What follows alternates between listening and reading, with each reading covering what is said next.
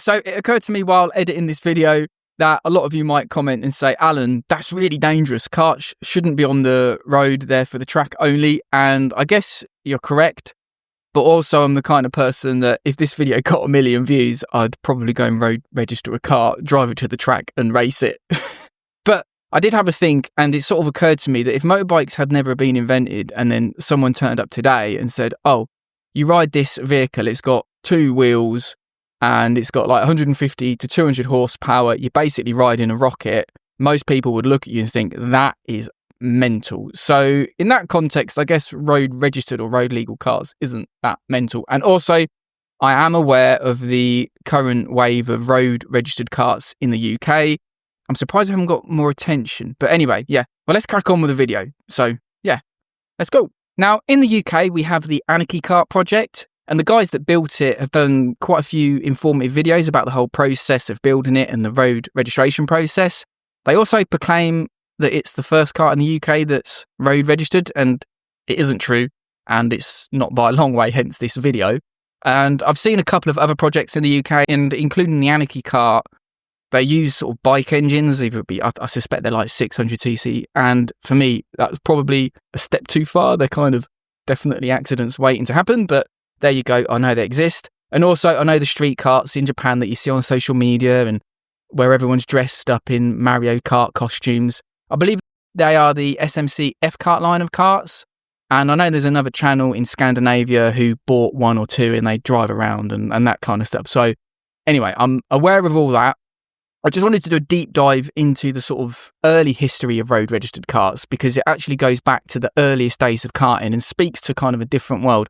Obviously, the UK is a nation of road legal sheds and bathtubs, and really, in that context, karts really aren't that extreme. But still, here we are, we sort of have the regulatory framework that enables this to happen, which is kind of cool. The first kart that I know of in the UK that was road legal was the Phantom. The first time I came across this kart was years ago when a video popped up on YouTube of 2 women from the Windmill Theatre. They were called the Windmill Girls. And they were driving across London in these cars. And at the time, I didn't know what the kart was, but thanks to Kevin Sturt posting on the British Historic Kart Club, because he actually has one of these karts, I put 2 and 2 together. It still blows my mind watching it. I've linked it down below. It's kind of crazy when you actually watch it. The Phantom kart was first road registered in 1960. It was built by a company called Jackaroo Aircraft Limited, a company that converted ex-RAF Tiger Moth biplanes into 4-seaters for training purposes. It was known as the Thruxton Jackaroo, given the location of the business. As part of a promotional campaign, managing director Doran Webb claimed that a trip through London would be a great way to prove that an enthusiast could drive his kart to race meetings without having to bother with a car or a van. The Phantom was fitted with a Villiers engine and then was initially driven around London, St James's Park, Wellington Barracks, Buckingham Palace, Pall Mall, and then ending at Piccadilly.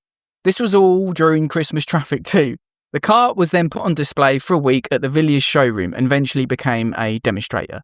It's quite incredible to think that the karts used to be on display in shop windows in the heart of London.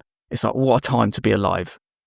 Because of the fact that we had 2 of the Windmill Girls driving around London, we knew that there was more than one kart that was road registered. One of them was the original WCG 96 plated one, and the other one had a different plate. Those drivers, by the way, those women, were part of Sheila Van Dam, who actually ran the Windmill Theatre and was a rally driver. They were part of an all-girls kart team that she runs, but that's another story for another day. Regarding the manufacturer of these karts, back then it wasn't unusual for aircraft manufacturers to adapt their businesses towards building them. They were seen as a good moneymaker, such was the speed at which karting grew back then. When aircraft businesses waned, especially for space frame manufacturers, karting seemed to be a quick and easy adaptation. What happened to the kart business of Phantom and Jackaroo after all this, I'm not quite sure. Such was the growth of competitive karting and the ease at which you could kind of transport these karts back then, even with a car or a van, meant the demand for sort of road-going karts that you could race would have been quite small, given the compromises that you'd have to make with the design of the car in terms of what tubes you use and how resilient it needs to be for journeys on the road versus the racetrack. Now, at the time, Alan Burgess of Karting magazine fame wasn't overly happy about this, by the way, for good reason too. He said in his 1967 book, Going Karting, that several karts travelled from Land's End to John O'Groats, but it cannot be said that such demonstrations did the sport any good. By showing that a kart could be converted to road use, provided you were prepared to go to a lot of trouble and expense, the case for applying purchase tax on all karts was strengthened. That's a pretty good point. In addition, a kart is so low compared to other vehicles that it could easily be missed by another vehicle and a serious accident, which would then reflect badly on the whole of the sport. These are kind of fair points to make. Now, moving on from the Phantom, there was one driver who did actually take his kart to race, and that was Paul Biaggi. He used to drive his kart to the circuit and race in the early 60s. The journeys, and one journey that was quite famous for, apparently took him from Prestwick to Fordham in Scotland. That's a 130-mile journey across the country, and I can't imagine that must have been quite the drive. He would also take his Buckler, that's the kart we're referencing now, to the Rest and Be Thankful hill climb, where he clocked the fastest time of around 63 seconds once, beating a 3.8 litre Jaguar, much to his delight. You can see here the number plate has been removed or covered. Founded by Derek Buckler, Buckler was a small sports car manufacturer famous for its space frame design. This meant it was kind of tooled up, ready for a move into karts whenever the opportunity arose. Now, Buckler did start to struggle, I understand it, in the late 50s, and luckily for them, a young lad turned up once and basically asked if they could build a kart for him, and they did. And quite soon they were actually manufacturing karts for sale. Now, one of their workers happened to be Jack Barlow, and this guy went on to found Barlotti Karts, and this is where he started his career. Now, if you know about British karting history, that's quite a significant name and significant story, but that's, like the Wimble Girls, another story for another day. Now, in this picture, you can actually see the similarities between this Buckler kart and the cars that they were building. Just how many karts Buckler registered, I don't know.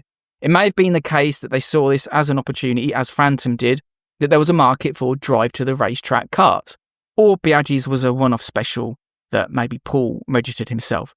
By 1962, however, the company was sold off and Barlow was off on his own Barlotti adventure. Now, there is a picture of Stirling Moss outside of his house in the 60s.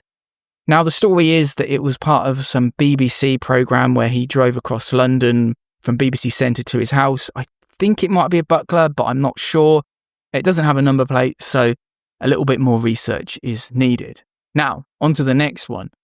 Presumably inspired by the story of Stan Mott and Bill Davis's adventure across the world, Mechanics Illustrated sold a kit called the MI Highway Kart. They did a full article in their 1962 May issue on it where they explain in detail how to assemble the kart from the kit.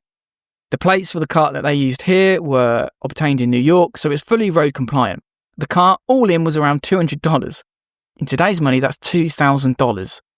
Oh, the joys of money printing, right?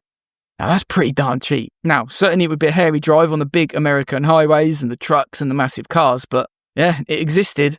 The Stan Mott story, obviously, which inspired this Mechanics Illustrated project, I've spoken about and written at length. Stan didn't seem to have registered his car anywhere, and he often had to talk his way out of problems. He would also swap the number plates on the car and basically do whatever he could to get himself out of trouble. The odd thing is, when he arrived in the UK, the story is it was deemed impossible to get insurance, yet obviously we have two examples of karts being driven on the road in the UK by then. I guess there must have been more issues around the car and registration and that kind of stuff that we might never know of. Bill Davis, his partner on the initial stages of the journey, seemed to be more clued up on the law, certainly in America. We must remember he started the around the world adventure in 1960, and in the early articles he mentioned about making his kart road legal and referenced specific laws. Whether it was properly registered for the road, I'm not sure. I don't know the specific laws, but alas, a lot of these stories are lost to time. Another story is one of a man called Gordon Fowle from West Bromwich. I understand he actually became quite a famous racing engineer or race car designer, and he announced that he was going to drive from the UK to Monte Carlo using his GF car adapted to be road legal. I understand that insurance issues ended up scuppering his plans. This whole insurance scuppering plans thing certainly isn't a new phenomena. Then we head over to New Zealand in the 60s, and two men by the name of Don Sinton and John Stevens drove karts the 493-mile journey from Auckland to Wellington at an average speed of 37 miles per hour. The Sinton kart was then taken to the South Islands, where it completed a further 1,000 miles on the road. Now, I'm sure there are many more stories of karts being driven on the road and legally, I must add, from back in the day, the 60s, the 70s and so on. And I know we can still do it today. Technically speaking, the legal framework, especially in the UK, exists, and it's so cool that we still have it. But it's kind of like a relic of a bygone era. You know, there's something quite magical about that earlier era of karting that I've always tried to capture, but I guess our grip on the freedom and liberty of the past is slowly slipping, which I think we need to resist in any way we can. Anyway, what a time to be alive it must have been back then. Thanks for watching. I hope you enjoyed the video and unlocking the stories of the past like this. And yes, man, I wish I could get a time machine.